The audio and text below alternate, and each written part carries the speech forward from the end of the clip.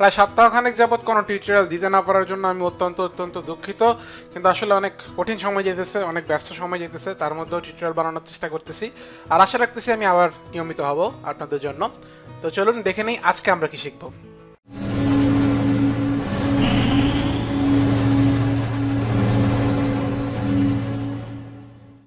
তো কাজটা দেখে যত কঠিন মনে হচ্ছে, আসলে কিন্তু মোটেও এত কঠিন না, খুব সহজ একটা কাজ। আমরা এক্ষুনি দেখে ফেলবো, ইন্টার পর আবার ফিরে আসছি।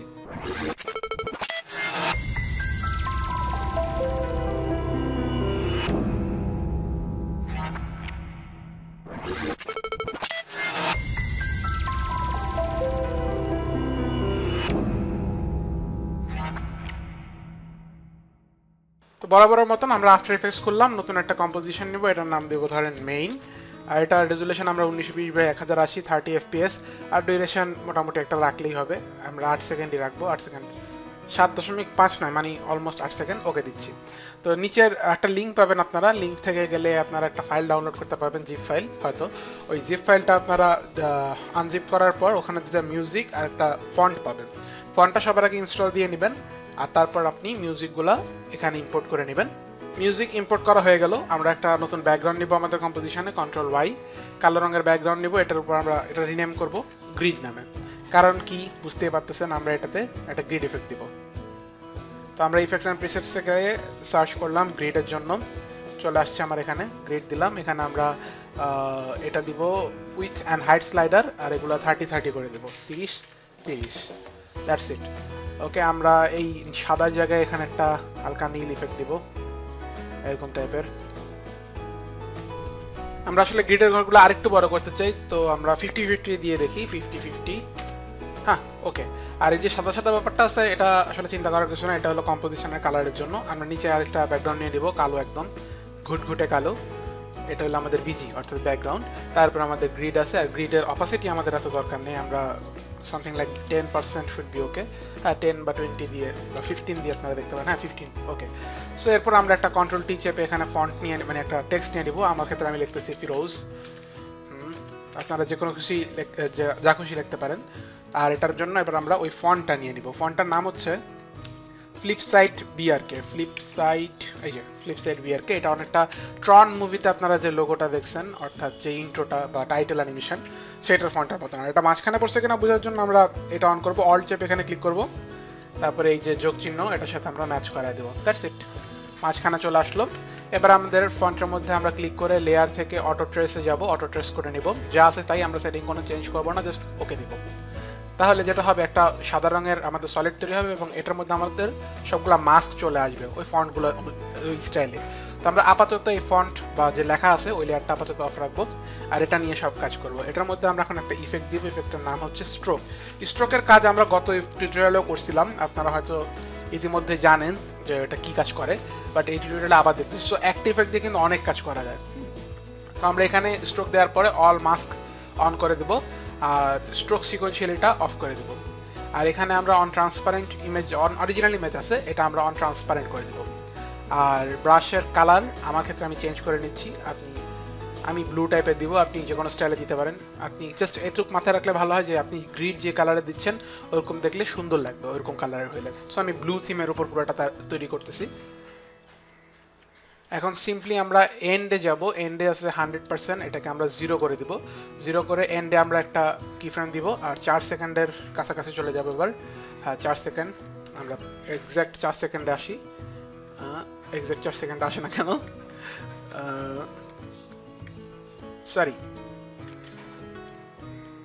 সরি আমরা কোথাও ভুল করতেছি। আমরা 7 ঘন্টা দিয়ে রাখছি এখানে, আল্লাহ মাহবুদ মাওলা বাঁচাও আমারে। আচ্ছা, এখানে 7 সেকেন্ড হবে বা 8 সেকেন্ড হবে, এটা আমরা পরে 8 সেকেন্ড রাখতেছি, আবার পরে চেঞ্জ করে নিতে পারবো, সেটা করে নিতে পারবো। সো ওকে দিলাম, ওকে দিয়ে এবার আমরা ইউ চাপি। ইউ এখানে মাস্কের জন্য অনেক কি ফ্রেম আসবে, এগুলো আমাদের দরকার নেই।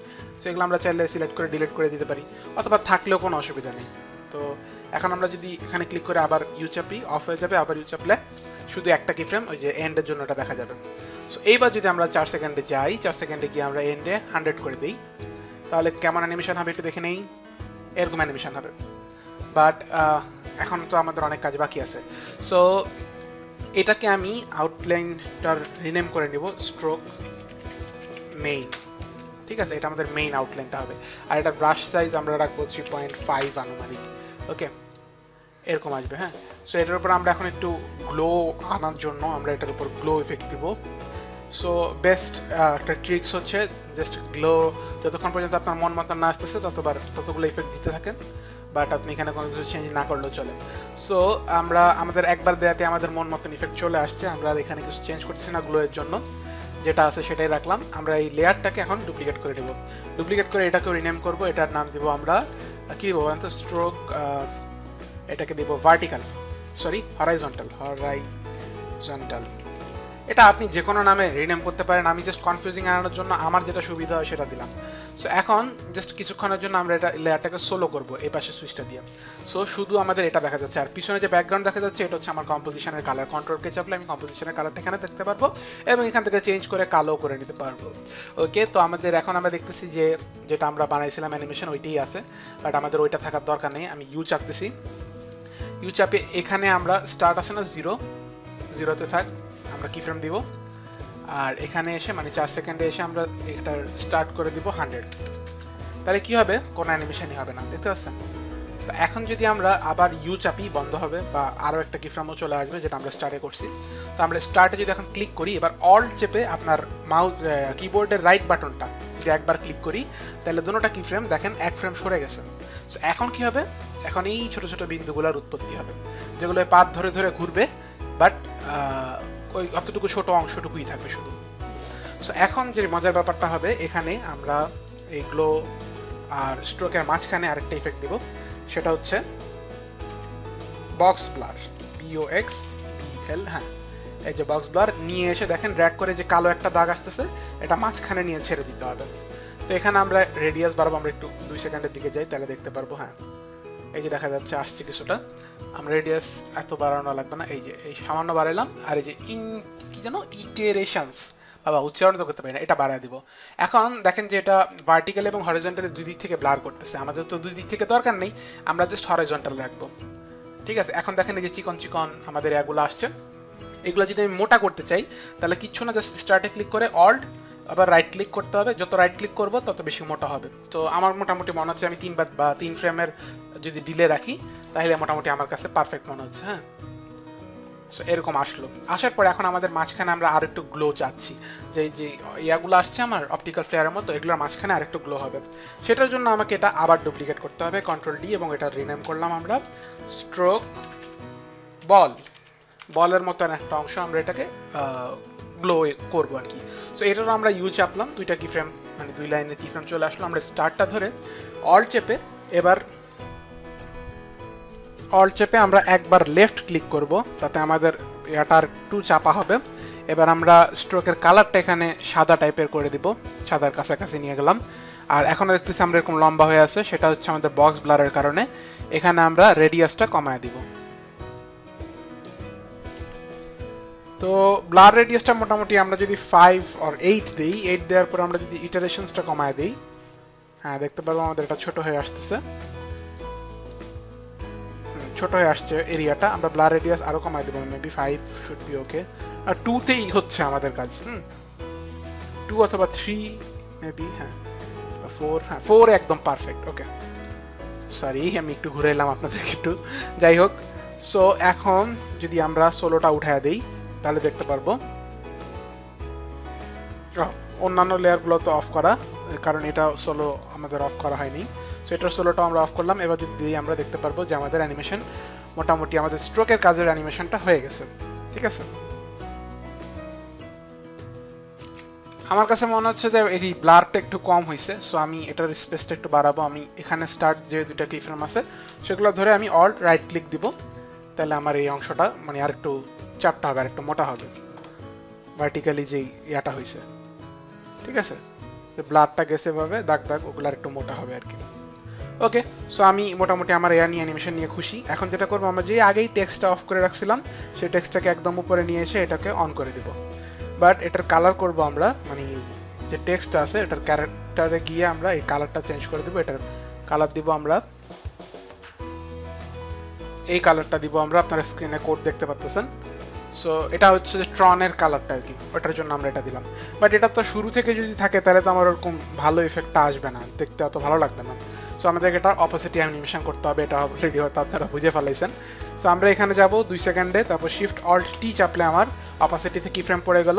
আর একদম শেষে যেতে পারেন আপনি, বাট আমরা অবশ্যই একদম শেষে যাব না, আমরা 6 সেকেন্ডে গিয়ে, এই যে 6 সেকেন্ডে গিয়ে এটার আরেকটা কি ফ্রেম অ্যাড করে দেব। তারপর প্রথম কি ফ্রেমে চলে যাব আবার, হ্যাঁ প্রথম কি ফ্রেমে গিয়ে আমরা এটা 0 করে দেব। তাহলে কি হবে, এরকম এই পজিশন আসার পরে এটার অপোসিটি আস্তে আস্তে বাড়তে থাকবে, একদম 6 সেকেন্ডে গিয়ে ফুল হবে। এখন আপনারা আরো হয়তো খেয়াল করছেন, যেটা প্রিভিউটা দেখালাম ওটার মধ্যে একটা জুম ইন অ্যানিমেশনের মতন আছে। সো ওইটা আমরা করে ফেলবো। এটা করার জন্য কি করব, যদি আমি আলাদা আলাদা করে সবগুলোর জন্য স্ট্রোকে মানে সাইজ ছোট বড় করতে চাই তাহলে ভালো দেখাবে না, আর উল্টাপাল্টা হয়ে যেতে পারে। সো আমি এখানে কি করব, আমরা একটা নিউ রাইট ক্লিক করলাম, ওখান থেকে নিউ নাল অবজেক্ট নিয়ে নিলাম, এটা আমরা কন্ট্রোলার হিসাবে রিনেম করে নিতে পারি। তারপর আমরা সবগুলা লেয়ার যেগুলোকে আমরা ছোট বড় করতে যাচ্ছি সবগুলোকে ধরলাম, ধরে আমরা কন্ট্রোলারের সাথে প্যারেন্ট করে দিলাম। এখন কি করবো সেটা তো বুঝতেই পারতেছেন, একদম শুরুতে যাব, এস চেপে এখানে আমরা একটা কি ফ্রেম, আর একদম লাস্টে গিয়ে আরেকটা অ্যাড কি ফ্রেম করে দিলাম। এবার শুরুতে এসে একটু বড় করে নিব, তাহলেই হবে আমাদের, বড় থেকে আস্তে করে ছোট হবে। ওকে, আর ছোট আমি এত ছোটতে শেষ করতে যাচ্ছি না, সো আমি ছোটটা একটু বড় করলাম, মানে একদম লাস্টে অবস্থানটাকে, আর বড় একদম শুরুর অবস্থানটাকে আরেকটু বড় করলাম। সো এখান থেকে শুরু হবে আস্তে করে, এখান থেকে আমার অপোসিটিটা আসা শুরু হবে আর একদম এখানে গিয়ে শেষ হবে। আর আমি এটাকে চাচ্ছি যে অ্যানিমেশনটা একটু অন্যরকম হবে, তো আমি এখানে ক্লিক করলাম, স্কেলে ক্লিক করে আমরা গ্রাফ এডিটরে চলে গেলাম। গ্রাফ এডিটরে চলে গিয়ে দেখা যাচ্ছে না, সো আমাকে আবার সিলেক্ট করতে হবে। আমি এভাবে ল্যাসো টুল দিয়ে সিলেক্ট করতে পারি, অথবা স্কেলে ক্লিক করলেও সিলেক্ট হয়ে যাবে দুটোটা। এখান থেকে আমি এই যে কি ফ্রেমে ক্লিক করতে হবে, রাইট ক্লিক, কি ফ্রেম অ্যাসিস্ট্যান্ট, ইজি ইজ, বা F9 চাপলেও আপনাদের ক্ষেত্রে হবে। তারপরে হচ্ছে আমি চাচ্ছি যে শুরুর দিকটা মানে ধাপ করে শুরু হোক, অর্থাৎ স্পিড বেশি থাকুক, মাঝখানেই অল্প একটু যাওয়ার পরে, আর একদম আস্তে করে থামুক। এখন আমি কার্ভটাকে এভাবে সাজালাম। ওকে, আপনি আপনার মনের মতো সাজাতে পারেন, যাই হোক, ডাজেন্ট ম্যাটার। আর অপোসিটির কার্ভ আমরা জাস্ট এখানে ক্লিক করে রাইট ক্লিক, কি ফ্রেম অ্যাসিস্ট্যান্ট, ইজি ইউজ করে নেব। আর বাকি যেগুলো আছে এগুলা সবগুলোর কি আমরা একই রকম ভাবে কাজ করব। সবগুলো সিলেক্ট করে নিলাম, গ্রাফ এডিটরে গেলাম, কিছু সিলেক্ট দেখাচ্ছে না, সো আবার সিলেক্ট করে নিলাম, রাইট ক্লিক, কি ফ্রেম অ্যাসিস্ট্যান্ট, ইজি ইজ। আর সবগুলোকে হচ্ছে আমরা শুরুর দিকে এরকম পজিশন একটু করে দেবো, আর শেষটা এভাবে একটু উঠাই দেবো। একই রকম আমরা স্ট্রোক মেইনের ক্ষেত্রে যেই কি ফ্রেমগুলো পাবো, অর্থাৎ এগুলা, সেগুলোর ক্ষেত্রে একই কাজ করব। ক্লিক করলাম, রাইট ক্লিক, কি ফ্রেম অ্যাসিস্ট্যান্ট, ওখান থেকে আমরা ইজি ইউজ করে নিলাম, দেন এরকম করে নিলাম। That's it. আমরা একটু প্রিভিউটা দেখে আসি।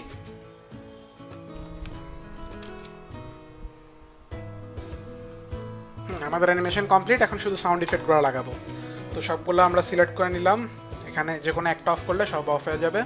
তারপর আমরা দুইটা সাউন্ড ইফেক্ট আমরা প্রজেক্ট ফাইলের সাথে দিয়ে দিব, সেগুলো নিয়ে আসলাম, গ্রাফ এডিটর থেকে বের হয়ে গেলাম। আর প্রথমে যে ইলেকট্রিক সুইচটা আছে এটা শুরু থেকে শুরু হবে, আর যেটা আছে জ্যাপ 8 এটা আমরা একটু পরে থেকে শুরু করব। কোথা থেকে শুরু করব, যেখানে আমাদের এই লেখাটা অপাসিটিটা শুরু হয়েছে, অর্থাৎ 2 সেকেন্ডে এসে এটাকে আমরা ওই যে থার্ড ব্র্যাকেট স্টার্ট ওইটা ক্লিক করলে আমরা এখান থেকে শুরু হবে। তো লাস্ট টাইম একটা প্রিভিউ,